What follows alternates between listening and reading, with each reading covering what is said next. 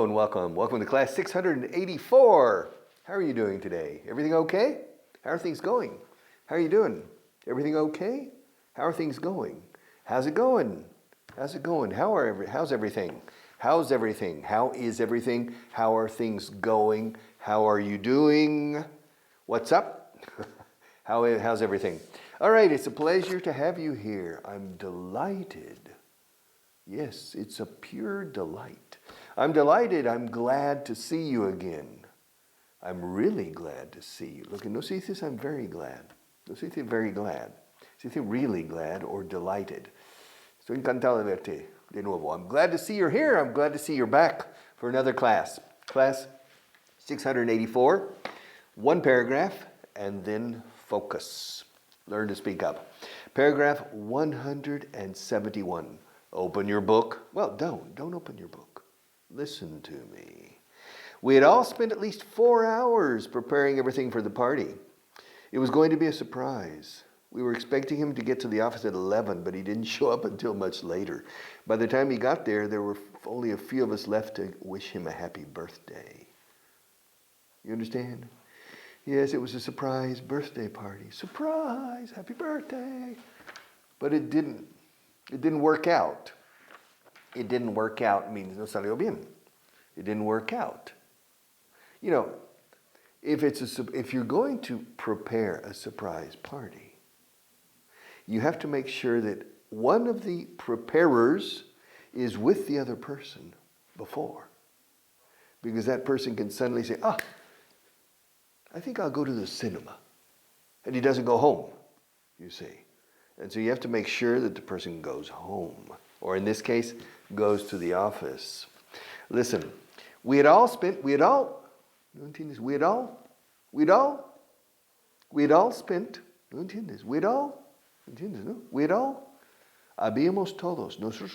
habíamos todos dedicado 4 horas. We had habíamos dedicado, pasado o gastado tiempo. We had spent at least, como mínimo, al menos, we had spent at least 4 hours preparing everything for the party. We had spent, eso sí se entiende. We had spent. Seguido, we had spent. We had spent. Ahora, insertado, habíamos todos dedicado. We had all spent. Ahora, un nativo, we had all spent. Claro, es difícil entender nativos. We had all spent at least 4 hours preparing everything for the party. We had all spent at least 4 hours preparing everything for the party. Yes. It was going to be a surprise. Claro. Usando el pasado continuo se entiende que al final no era mucha sorpresa. Iba a ser. It is going to be, means todavía no sabemos, but it was going to be a surprise. It was going to be a surprise. We were expecting him, era un hombre, we were expecting him to get to the office at 11 o'clock in the morning, I suppose. 11. Of course, the party was in the office. Maybe he was the big boss. Party for the big boss. Richard, he's coming, big boss, we're going to have a party. And he luego no aparezco. Yeah. We were expecting him to get to the office, to arrive at the office. We were expecting him to get to the office at 11, but he didn't show up until much later. By the time he got there, para cuando ya decidió llegar, by the time he got there were only a few of us left. Solo quedaban algunos de nosotros. There were only a few of us left to wish him a happy birthday. Happy birthday! To wish him, There were only 4 people left. You know, there were 20 people waiting, 11:15, 11:30, 11:45. I have a meeting, I have to go. And so a lot of people left. And by the time he finally got to the office at 12 o'clock, 1 hour late, there were only 4 of us left. Bueno, aquí dice there were only a few of us. Solo, en español diría solo éramos unos pocos. Al decir éramos, se entiende de nosotros. O sea, nosotros, la palabra de nosotros sobra, la expresión. But in English, no. There were, hubo, o había, solo unos pocos de nosotros. There were only a few of us left. Quedaban, no sé qué quedaban ahí, left to wish him a happy birthday. Happy birthday to you. You live in a zoo. You look like a monkey and you act like one too. All right. We had all spent at least 4 hours preparing everything for the party. The British would say for the party. For the party. It was going to be a surprise. It was going to be a surprise party. We were expecting him to get to the office at 11. But he didn't turn up. He didn't show up. He didn't show up until much later. By the time he got there, para cuando ya llegó ahí, by the time he got there, there were only a few of us left. There were only a few of us. There were only a few of us left to wish him a happy birthday. How old is he now? He's 66. Oh, is he retired? No, he's still working. All right. By the end of this year, I will have completed 800 classes. Probably. You think so? Do you think by the end of the year we will have completed 800? Para finales de año habremos completado los 800, yo creo, ¿no? Yeah. By the end of the year. But we don't need to finish by the end of the year, Marta. We can continue. Yeah. By the end of the year, fíjate cómo by. Para finales de año, habremos terminado los 800 programas. By the end of the year, we will have futuro perfecto. El futuro siempre es perfecto, Marta, porque no ha pasado todavía. Okay, by the end of the year, we will have finished all of the programs. By the end of the year. By that time, para cuando llegue ese momento, by that time, el by siempre. By the time, yes, tomorrow morning, I'm going to leave Madrid by car, and I'm going to drive to Cadiz. Okay. Now, I'm going to leave at 5 a.m. in the morning. So, when I leave Madrid, you will still be in bed, for sure. Now, by the time I reach Manzanares, you'll be getting up, probably. By the time I reach Valdepeñas, you'll be getting ready for work. By the time I reach La Carolina, you'll be leaving for work. By the time I reach Despeñaperros, you'll be arriving at your office. By the time I reach Córdoba, you'll be working in your first hour of work. By the time I reach Seville, you'll be having a coffee break in the morning, mid-morning. And finally, by the time I reach my final destination, by the time I reach Cadiz, you'll be getting ready for lunch. You'll be hungry. Okay. By the time, así se dice. Para cuando llegue, para cuando esté ya, by the time, I, by the time you, by the time they, etc. Okay, my friends. Shall we continue? Continuamos? Shall we continue? All right. Let's continue with Learn to Speak Up. List 13, page 158. Phrasal verbs. This is the third list. There are 12 lists of phrasal verbs in this book. This is a very good book, the best book in the world for studying phrasal verbs. All right, and you have the audio. ¿Quién le sustituyó? Number 1. This is page 158, I repeat. ¿Quién le sustituyó? Who took over for him? Who took over? To take over is apoderarse. Augusto Pinochet took over the Chilean government from Salvador Allende. He took over. To take over es también relevar. Yo te relevo. I'll take over. Mira, yo me ocupo. Te relevo durante 10 minutos. Descansa un poco. I'll take over. Don't worry, Johnny. I'll take over. I'll take over. I'll take over. Entonces también sustituir. ¿Quién le sustituyó? Who took over for him? Who took over for me? Who took over for her? Who took over for them? Who took over for us? Or who substituted for. But substitute is a Latin origin word. To replace, también podría ser, si es permanente. To replace is permanent. Not to substitute is suplencia temporal. But to replace is permanent, reemplazar. And so, who took over for him? Who replaced him, si es permanente?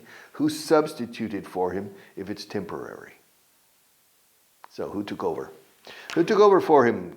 ¿Cuándo despegó el avión? When did the plane take off? When did the plane take off? When did the plane take off? If I'm going to take off my shirt, to take off, también es quitarse prendas de vestir. To take off. To take off es también despegar. To take off. Y tu inglés está despegando. Your English is taking off. Wow. Supersonic improvement in your English. I'm impressed. Yeah. Rocket man in English. Rocket man, to take off. When did the plane take off? It took off on time. Okay, it took off at 1 o'clock. Me encontré casualmente con Juan el otro día. I ran into John the other day. You have to run into. Oh, that's to run into. This is physical. Yeah? Boom! Oh, wow, to run into. But we use it figuratively. You know, tropezar con, topar con, encontrarse con, by encontronazo. To run into somebody. Now, to run into can be physical. I was driving my car. I wasn't paying attention, and boom, I ran into a tree. Yeah. So you need to pay attention when you're driving, because if you don't pay attention, you can run into a person. You can atropellar a la persona is to run over. Over. To run into, boom. Yeah, your car. This is a person. All right.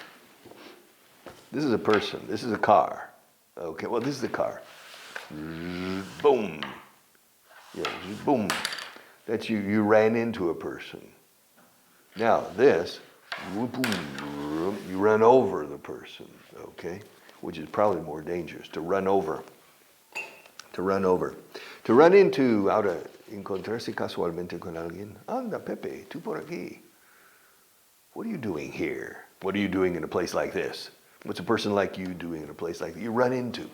So me encontré con Juan el otro día. I ran into John. I ran into John. I bumped into, se puede decir, bump. Bump como es golpear, bump. Pero se dice mucho menos, much less. It's interesting. Some of my Spanish students and other Spanish people, they study phrasal verbs, but they don't know which ones are relevant and which ones are less relevant. And they say, but Richard, is it correct to say bump into? I said, yes, but we don't say it very often. Maybe 10% of the time or 5% of the time. 95% of the time we say to run into. I ran into an old friend at the airport. I ran into your ex-wife at the airport. Yeah. She says she misses you. All right, choqué contra un árbol. I ran into a tree. I ran into a tree. Nos hemos quedado sin gasolina. We've run out of gasoline. Yeah. The British would say, we've run out of petrol. We've run out of petrol. Oh my, what a problem. We have a problem because we've run out of petrol. American, wow, my God, we got a big problem. We've run out of gasoline. All right. As I say, para americano, for American, you put a pencil in your mouth. We run out of gasoline. All right, ya está. We run out of gasoline. What are we going to do? All right, to run out of. To run out también, cuando se te acaba, se te agota o queda sin. Se me agota la paciencia contigo. I'm running out. I've run out of patience with you. I don't have any patience anymore. Yes, I still have some, but I'm running out. Se me está agotando la paciencia. I'm running out of patience. Nos hemos quedado sin gasolina. We have run out of gas, or gasoline, or petrol for British. In the United States, if you say, I've run out of petrol, I'm not sure people would understand you, the word petrol, because you never hear it in the United States. Now, to run out of gas, que es gas, pero es gasolina. The word gas has many different applications. Gas. To have a gas, to have a blast, to run out of gas. To run out of gas means te quedas sin gasolina. I've run out of gas. And they understand it in Great Britain, no problem. No problem. I've run out of gas. And we use it figuratively. Oh, estoy cansado. Se me ha agotado el combustible. O sea, I've run out of gas. I've run out of gas. Ya los británicos lo dirán. I've run out of gas. But they don't say I've run out of petrol. Si están agotados, they don't say I've run out of petrol. They said I've run out of gas. All right. I haven't run out of gas yet. At my age, I'm still teaching English after 48 years. Huh? I still have, the battery is still functioning. Yeah, the battery is still functioning. I haven't run out of gas. Estamos sin dinero. I know, I skipped number 6. I accidentally skipped number 6. Number 5 was we've run out of gasoline. Number 6 is se me ha acabado la paciencia. I've run out of patience. I've run out of patience. Curioso, la pronunciación de patience como paciencia es lo mismo que el plural de paciente. Un médico va a decir, se me han acabado los pacientes. Because I've run out of patience. Out of context, listening. If you see it in writing, no problem. Out of context, listening, you've run out of patience. Are you a doctor? Yeah. What do you mean? You don't have any patience. It's almost impossible to clarify this. I mean, you don't have a single patient left? No. I have a lot of patients left. But I'm no longer a patient person. Okay. It's funny about English. I've run out of patience. Se me ha acabado la paciencia. I've run out of patience. ¿Dónde estoy? Where am I? Estamos sin dinero. We are out of money. El out of, otra vez. Nos hemos quedado sin dinero. We have run out of money. Significa estamos sin dinero. We are out of money. In order to be out of money, you have to run out of money first. If you have money before, and then later you are out of money, it means that you have run out of money. The process is running out of. The final situation is out of. I'm out of money. Sin embargo, no se dice estoy sin paciencia. Estoy sin dinero. Estoy sin blanca. Estoy sin dinero. I'm out of money. But we don't say I'm out of patience. We don't say that. We say I've run out of patience. We're out of money. You're out of money. We're out of money. Outa. We are out of money. We are out of money. 5 words. We are out of money. We're out of money. We're out of money. We're out of money. We're out of money. The Britannians, we're out of money. We're out of money. We're out of money. We're out of money. It's difficult for me to say that in British. Tendrás que inventar una historia, my friend. You'll have to make up a story. Rápido, inventa algo. Es tu mujer. Está a 30 metros. Mire. Make up a story. Oh, hi, darling. You here? Darling, well, this is Marta. Marta is my producer. Huh? You know, if my wife sees me and Marta in the restaurant. Oh, hi. What are you doing here, darling? This is Marta. She's my producer, okay? So I need to make up a story. Well, it's true. She's my producer. It's true, Marta. I'm not lying. I'm not making yo no estoy inventando una historia. I'm telling the truth. I'm not making up a story. Making up a story to make up. Tiene 10 significados, no 1000. But to make up, además de maquillarse, is to make up a story is to invent. No sé, to invent a story is perfectly correct. To invent a story. But we don't say it. We say to make up a story. You say that you went to London yesterday, met the king, King Charles III, and then came back this morning? You're making that up. You're making that up. Se dice mucho eso. Estás inventando eso. Es un cuento chino. Pobres chinos con sus cuentos. Los chinos. You know. We say, in English, that's a tall tale. Escrito tale, es un cuento alto. It's a tall tale. Cuento de hadas is fairy tale. You're making that up. You went to London yesterday and had dinner with the king? Come on, you're making that up. Vaya trola, that's a lie. You're not telling the truth. You're making that up. Estás inventando eso. Se dice, it's an expresión mucho en este caso. You're making that up. You're making that up. ¿A que sí? You're making that up, aren't you? Carmenchu. Hey, Carmencho. You're making that up, aren't you? You're making that up, aren't you? Aren't you? All right, to make up. Tendrás que inventar una historia. You'll have to make up a story. Si tú no aclaras este punto, lo aclararé yo. If you don't clear up this point, I'll clear it up, okay? Somebody has to clear it up because Marta doesn't understand it. It's confusing. And because it's confusing, she's all mixed up. The poor girl is totally mixed up. She's confused. So, either you clear up this point, or I clear it up. Somebody has to clear it up. Somebody has to clear it up, to clarify. También se puede clarificar, en vez de aclarar. Clarificar. Pero aclarar también se usa para la ropa, ¿no? Y no puedes clarificar la ropa, no, okay.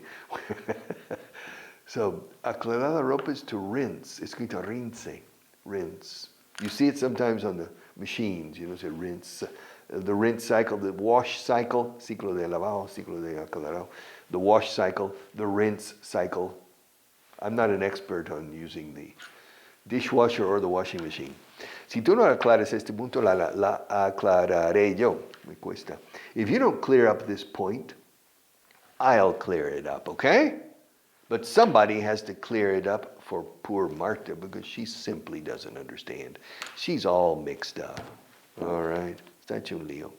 All right. Si tú no despiertas a la niña, la despertaré yo.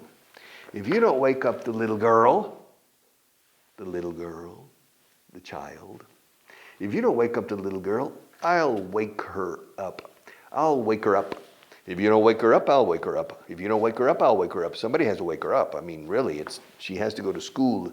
She has to be at school in 45 minutes. So either you wake her up or I wake her up. Somebody has to wake her up. Wake her up. Wake her up. Yo no aspiro la H, pero tú sí. Wake her up. Yes, if you don't wake up the little girl, I'll wake her up. Y hay un asterisco aquí. Cuidado con este verbo irregular. El pasado es woke. Y el participio woken. Okay, of course, but you know that. You know that. Déjame en esta esquina. Se van en coche. Marta me lleva en su coche. Marta, déjame en esta esquina. Let me off. Déjame fuera. Déjame off. To get off, let me off at this corner. Let me out. También, let me out. ¿Qué dice aquí? Let me off or let me out? Déjame en esta esquina. Let me off. Se dice más. Es curioso porque a car, you get into a car and you get out of a car. So really, logically, we should say, let me out at this corner, which is correct, by the way. Let me out at this corner. Let me out. Ahora, now, if I'm in the car with Marta, she's the driver. She stops. And automatically, the doors are locked. I said, Marta, let me out. No. Let me out. Let me out. Let me out of the car. Let me out. Now, se suele decir let me off, curiosamente. It's really not logical. Let me off at this corner, at the corner.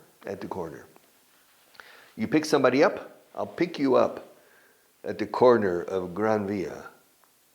At the corner of Gran Via and, I don't know, and Curtidores.